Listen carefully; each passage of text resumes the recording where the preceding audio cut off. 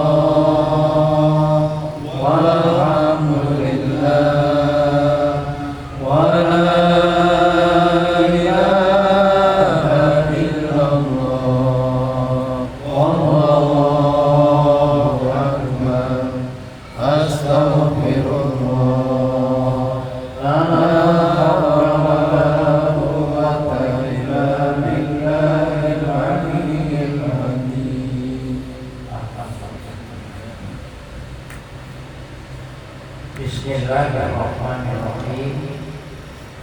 Assalamualaikum warahmatullahi wabarakatuh. Waalaikumsalam warahmatullahi wabarakatuh. Alhamdulillah wassalatu wassalamu ala man la nabiyya ba'dahu wa ala alihi wa ashabihi wa man tabi'ahum bi ihsan ila yaumil qiyamah. Rabbi shrah li sadri wa yassir li amri wahlul 'uqdatam min lisani yafqahu qawli. Rabbi a'udzu bika min hamazatis syayatin wa a'udzu bika rabbi an yahdurun.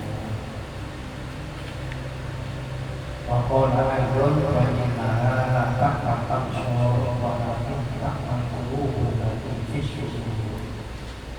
wa qala Nabi sallallahu alaihi wasallam naha Rasulullah sallallahu alaihi wasallam anil hamdan wa yawmal jum'ati wa yawmal yahdu rawahu Abu Dawud wa Tirmidzi halaman 174. Jamaah sekalian yang sama-sama dimuliakan oleh Allah Subhanahu wa taala. Pertama kita bersyukur kepada Allah Subhanahu wa taala yang dengan pertolongannya hidayahnya kita dapat melaksanakan sholat maghrib yang berjamaah. Mudah-mudahan amal ibadah kita diterima, dihitung, diberkahi oleh Allah, menjadi sebabnya dosa-dosa kita semuanya diampuni oleh Allah Subhanahu wa taala. Kita juga berharap mudah-mudahan sekecil apapun amal ibadah yang kita lakukan telah menjadi berkat kita masing-masing apabila kita menghadap kepada Allah Subhanahu wa taala. Salam takdim ikroman wa mahabbatan wa taqiyah. Mari kita haturkan kepakawan junjungan Nabi Muhammad sallallahu alaihi wasallam. Semoga kita kelak tergolong hamba Allah yang mendapatkan syafaat dari Nabi kita Muhammad sallallahu alaihi wasallam. Jamaah sekalian yang dimuliakan oleh Allah Subhanahu wa taala, berdasarkan hadis yang diriwayatkan oleh Imam Abu Dawud dan Imam Tirmidzi yang berada di dalam buku Satu juga Dirasati Jerosa halaman yang ke-174. Beliau Rasulullah memberikan larangan kepada kita. Apa yang dilarang oleh Rasulullah kepada kita? Rasulullah bersabda dari sahabat Mu'adz bin Anas bahwa Rasulullah menyatakan, naha Rasulullah sallallahu alaihi wasallam anil halwati yawmal jum'ati wal imamu yahdu rawahu Abu Dawud wa Tirmidzi. Rasulullah Shallallahu Alaihi Wasallam melarang orang duduk sambil mengikat punggung dengan betisnya dengan serban untuk sandaran ketika mendengar khutbah Jumat. Bagaimana pengertiannya dengan Rasulullah melarang duduk sambil mengikat punggung dengan betisnya dengan serban untuk sandaran ketika mendengar khutbah Jumat. Ada yang bisa? Begini Bu, Seperti itu. pakai surban gitu lah. Jadi Banyak itu. Ketika khotib membaca khutbahnya sama duduk.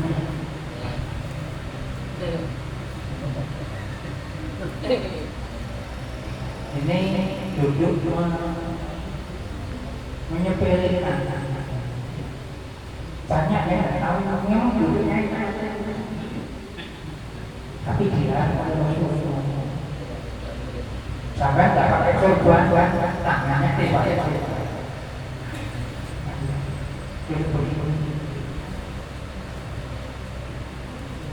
paham dia yang maksud hati dilarang duduk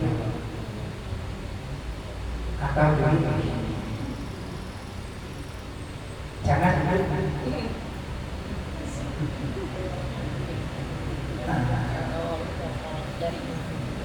Kira-kira ada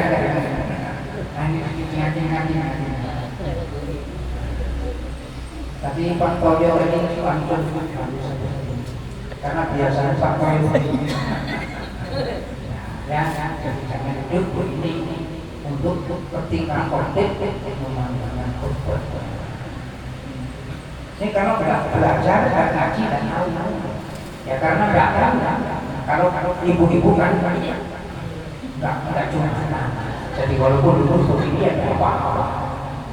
Ini ketika kita khotib membacakan khutbah kita nggak boleh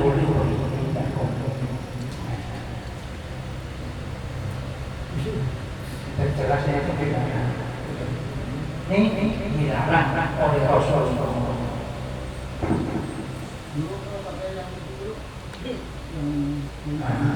Itu udah apa-apa kan tidak sampai balik sampai sini aja. Tidak apa-apa, duduknya tetap. Biasanya pakai untuk yang pinggang itu boleh. Yang nggak boleh mengikat batisnya dengan punggung. Nah kalau duduk begini ini biasanya duduk ronda. Waktu jam 2 di luar, tong duduknya biasanya. Atau duduk begini sambil nonton TV. Khutbah ketika khotib membacakan khutbahnya, kalau kita tidak bisa mengambilnya duduk dengan duduk ini bang. Situ waswanya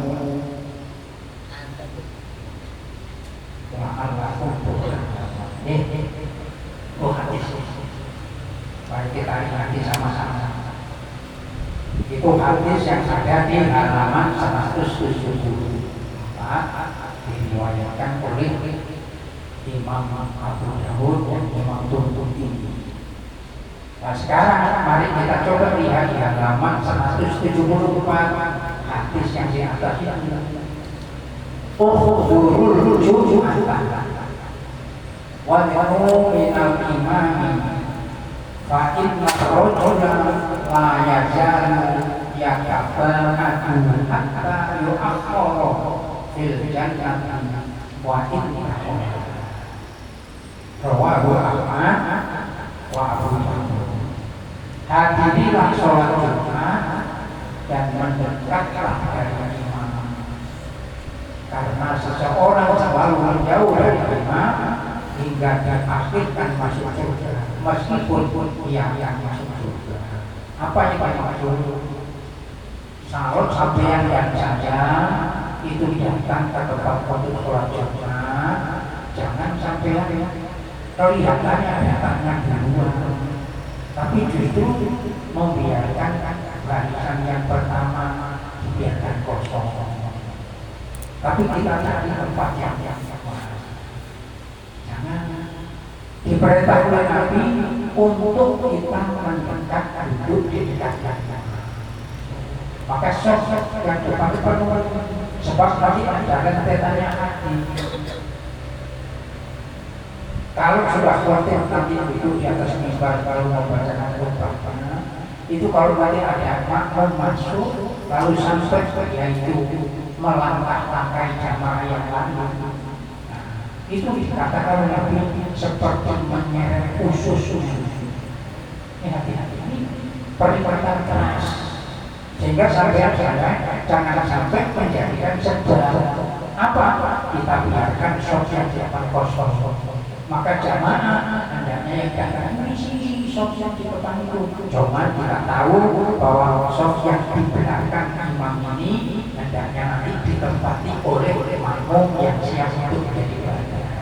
Tadi biasanya bukannya itu. Jadi jangan sampai nanti kita yang berada di belakang imam tidak siap untuk menjadi bagian atau pengganti imam apabila imam dalam keadaan unjuk. Karena kita tidak tahu, bisa jadi pada pertengahan sholat ada halangan yang menimbulkan batalnya sholat. Maka imam tidak boleh melanjutkan. Kalau sampai melanjutkan sementara makmum tidak tahu, sedangkan imam sendiri paham kalau dirinya batal, maka menanggung dosa daripada yang lain. Nah ini kan harus hati-hati. Nah ini diingatkan oleh Rasulullah. Walaupun nanti sampai sekiranya masuk di dalam surga, dimasukkan ke dalam surganya belakangan. Karena kita menyepelekan, menganggap remeh sosial siapa, maka masuk dipenuhi dulu. Kemarin sudah kita jelaskan, sholat yang pertama itu ibadat orang-orang sedekah orang di belakang sapi, di belakang semakin belakang semakin kecil belum tahu. Maka sampai datang yang pertama mereka itu yang nunggu di pintu masjid itu mencatat saja. Nah, terus sampai sia-siakan tempati penuh sehingga nanti kalau ada jamaah yang datang belakang tinggal mengisi yang di belakangnya. Nah sekarang ini banyak terjadi jamaah yang tidak paham karena kebetulan saya khotib di Islamic Center jamaah mungkin tidak paham pinggir ini kosong di belakang saya. Padahal ini penting. Nah nanti kalau ada sampai jamaah datang lalu masuk melanggar kita.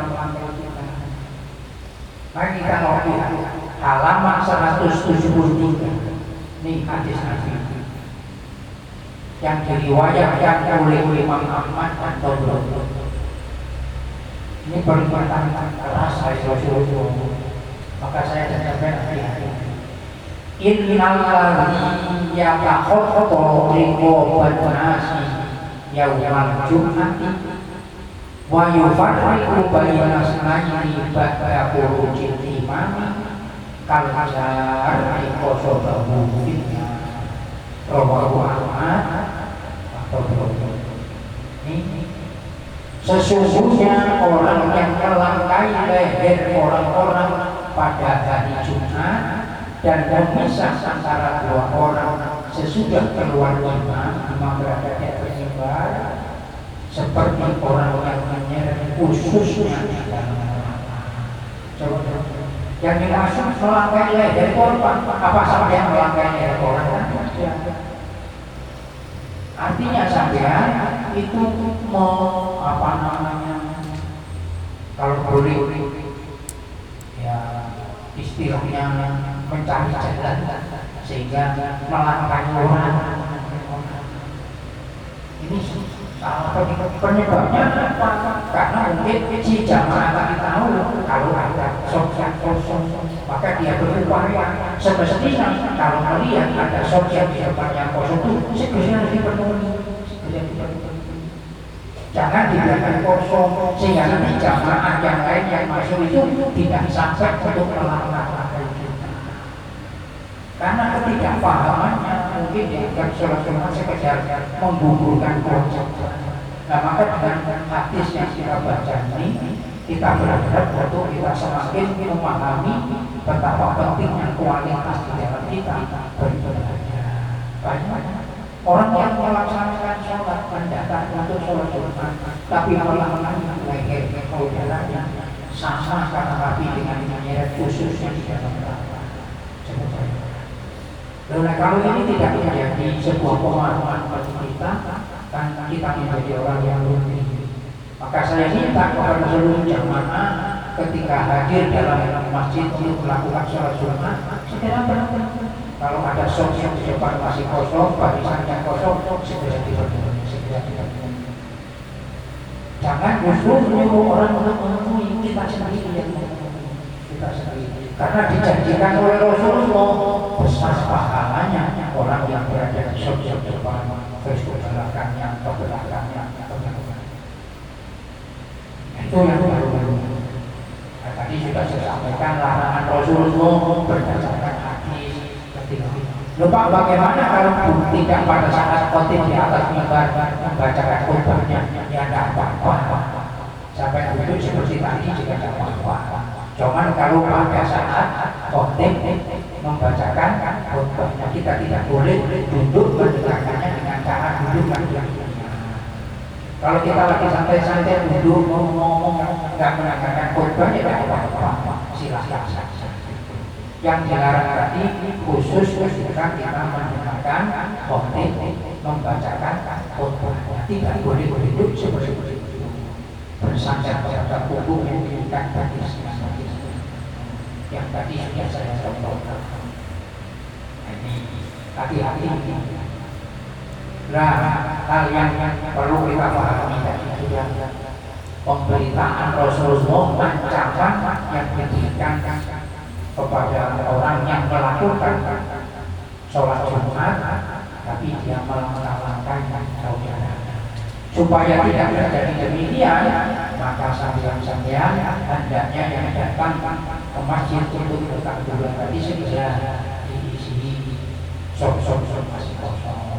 Segera ujar bahasa kita tidak usah pakai menunggu disuruh temannya, tapi diri kita sendiri, karena kita sendiri yang berkeinginan untuk mendapatkan kemuliaan dan kemuliaan, maka kita laksanakan itu.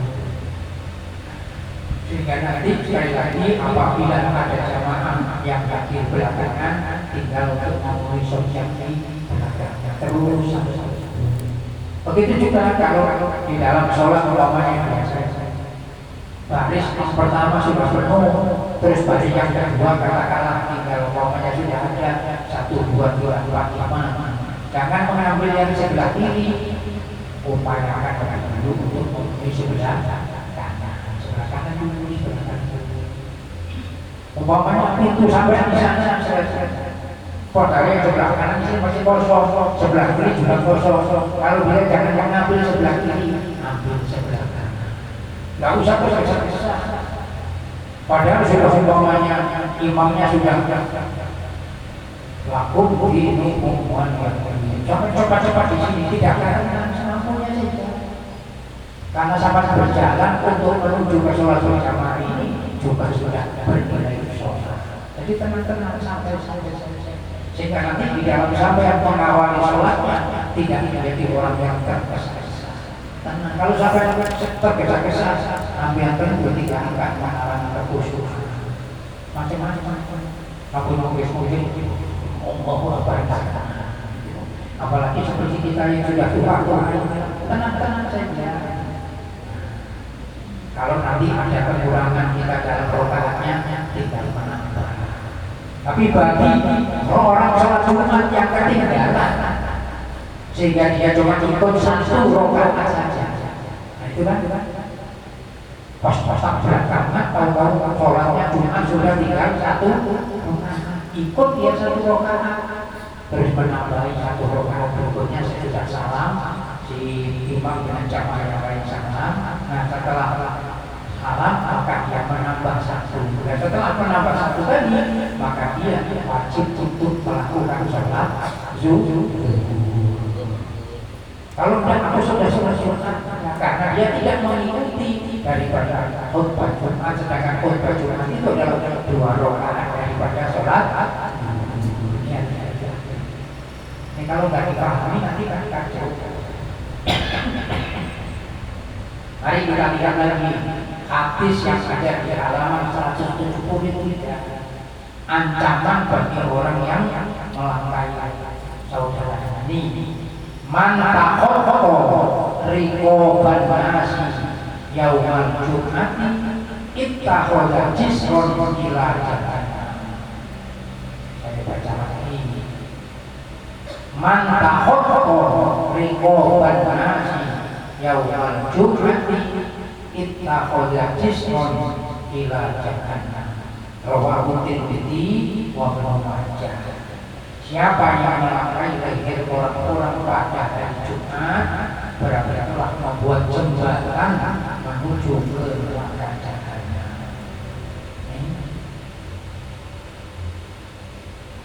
Ancaman, maka supaya itu tidak terjadi, jangan diberi kesempatan.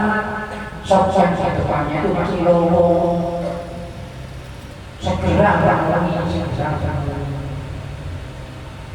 karena yang Jumatan itu adalah orang yang tidak ikut bukan seperti sampean. Kalau seperti sampean sudah tahu, maka jangan sampai sampean tidak melaksanakan karena sudah tahu.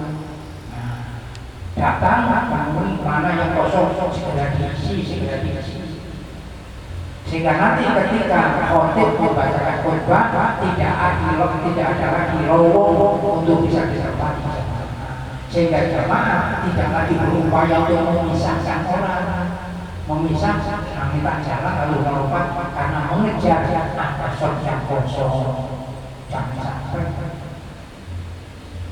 Kalau kosongnya ada kosong, jangan sampai melakukan di tanah khotib membacakan khutbahnya. Maka sampai duduk di belakang menunggu selesainya di khutbah Jumat, lalu segera kita memenuhi sok-sok. Ketika khotib berada di atas mimbar membacakan khutbahnya, jangan melihat yang kosong lalu langkah.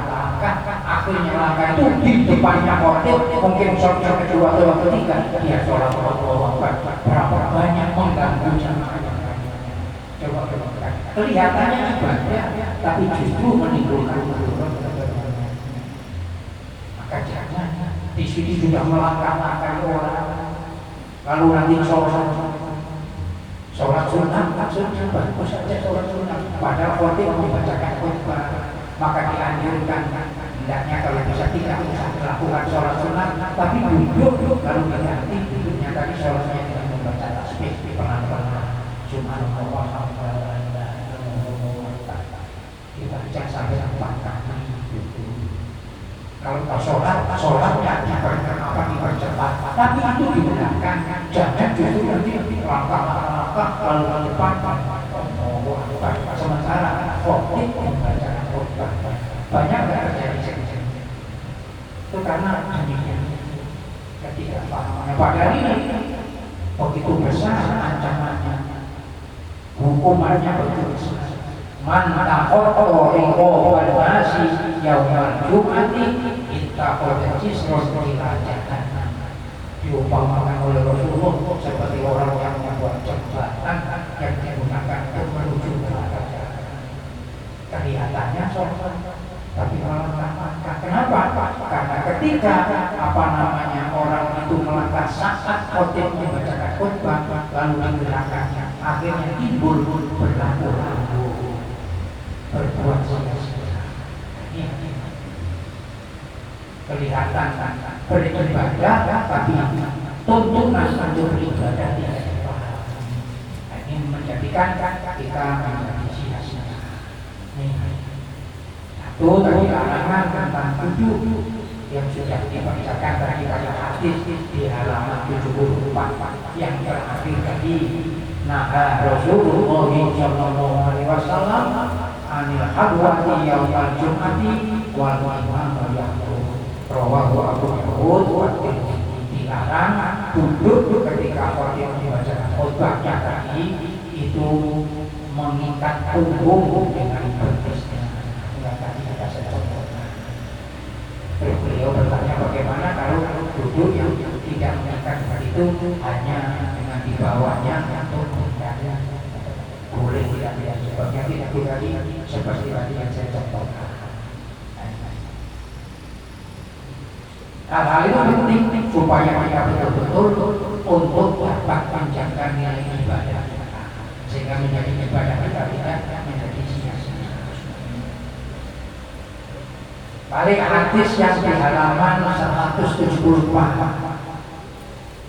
Masalul ladzi yatakallamu yaumal jum'ati wal imamu yaktubu masalul himari yaqilu asfar wal ladzi yaqulu lahu ansit la jum'ata rawahu.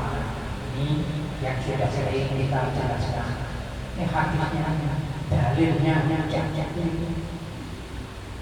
Ibnu Abbas radhiyallahu anhu berkata, Nabi kita Muhammad sallallahu alaihi wasallam bersabda, perumpamaan orang yang berbicara ketika imam melaksanakan khutbah, membacakan khutbah, bagaikan himar atau keledai yang membawa lembaran-lembaran buku, dan orang yang menegur dengan kalimat denganlah atau perhatikanlah atau dengan aba-aba, dengan apa yang tidak ngomong ya, tapi ini tidak mendapatkan pahala Jumat, tidak dianggap Jumatnya sia-sia. Bahasanya cuma berbahasa buku saja. Maka perlu kalau di masjid kita ini senantiasa diingatkan sebelum pelaksanaan sholat Jumat, jamaahnya diingatkan untuk mengisi sosok di depan yang masih kosong. Tapi karena kurang pengertian, biarpun dihimbau 10 kali tidak bisa. Padahal ini maksudnya supaya nanti di antaranya ketika khotib membacakan khutbah tidak ada lagi kesempatan ada tempat yang mengakibatkan jamaah ingin untuk mengambilnya, tetapi karena tidak mengerti lalu melangkahi saja. Ini kan perlu waspada. Nah, kalau selama ini mungkin kita belum tahu tentang dalilnya hadisnya, ya sekarang kita sudah memahami poin hadisnya. Apalagi sampai cerita mengingatkan yang berbicara sampai dengan memegang tasbih, memutar tasbih. Ini berpikir dilarang ketika khotib memandangkan khutbah. Apalagi dengan sekarang menggunakan tasbih modul yang biasanya kalau datang dari belakang itu lalu membawa oleh-oleh sambil nanti dilihat sudah berapa banyak membaca subhanallah. Akhirnya kelihatan dapat di rumah sudah membaca tasbih seribu kali. Ketika bacanya tadi saat khotib mengumandangkan khutbah, maka jaraknya sia-sia. Apalagi sampai hari-hari yang akan. Malah kadang-kadang ada jamaah yang itu mungkin tidak paham. Khotib lagi membacakan khutbahnya, ya asik main lagu. Bayangkan yang berzikir saja dilarang oleh Rasulullah, apalagi mainan. Nah, ada bagiannya kadang-kadang sambil duduk dengan potongannya kayak tapi sambil duduk itu HP-nya dikatakan langsung saja. Coba Apakah ketidakmengertiannya atau menganggap itu hal yang tidak menjadi masalah?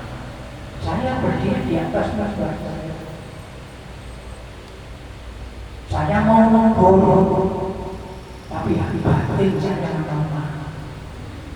Saya mau nunggu di atas mazhab itu, tapi saya batin hati saya nggak kuat. Karena selama ini saya tidak pernah melihat khotib berani menegur kalau seandainya ada makmum yang melakukan itu. Kalau seandainya saya tegur bisa menjadi masalah. Jadi negurnya ya pada saat yang begini sama apa menegur diri kita masing-masing. Sedangkan kita di dalam masjid kalau tidak ada hal yang penting saja, manfaatkan kesempatan kita berada di dalam masjid untuk memperbanyak zikir, bukan untuk mempermainkan hati. Banyak duduk di masjid tidak usah pakai bicara macam-macam, duduk niat saja itikaf sudah diandai ibadah. Apalagi kalau kita berzikir. Ini perintah Rasulullah ini mari kita perhatikan agar kita menjadi umatnya yang benar-benar mengikuti apa yang menjadi perintah dan meninggalkan apa yang menjadi larangan. Sekali lagi diingatkan dalam hadis ini halaman 173 hadis yang diriwayatkan oleh Imam Tirmidzi dan Ibnu Majah. Beliau Rasulullah memberitahu kepada kita, man tahat atau man tahotto riko bana yaumal jum'ati ittaqoda jisron ilal jahannam. Siapa yang melangkahi orang-orang pada hari Jumat berarti telah membuat jembatan menuju ke jahannam. Hati-hati. Maka jangan sampai diberikan kesempatan. Bagaimana caranya untuk menutup yang demikian? Maka sop-sop yang di depan itu penuhilah oleh kita yang datang terlebih dahulu, yang oleh Rasulullah diberikan perhatian yang mendapatkan pahala yang lebih besar dibanding orang yang di belakang kita. Mudah-mudahan Allah mengampuni dan memberikan hidayah kepada kita semuanya. Dan saya mohon maaf pada hari Kamis kemarin terlambat. Saya tidak memberitahu kepada Pak Koyo atau memberitahu juga akan ingat itu. Saya lagi ada di grup dan pernah sampai di Kamis menjelang maghrib sore itu saya dan nanti ketika diskusi juga saya menyiapkan berpasti insya Allah pada tanggal 26 sampai pada tanggal 31 karena saya harus mengikuti beberapa ulama contoh. Mudah-mudahan apa yang kita sampaikan bermanfaat untuk saya khususnya, untuk kita pada umumnya, dan Allah senantiasa memberikan hidayah untuk kita. Al-Fatihah.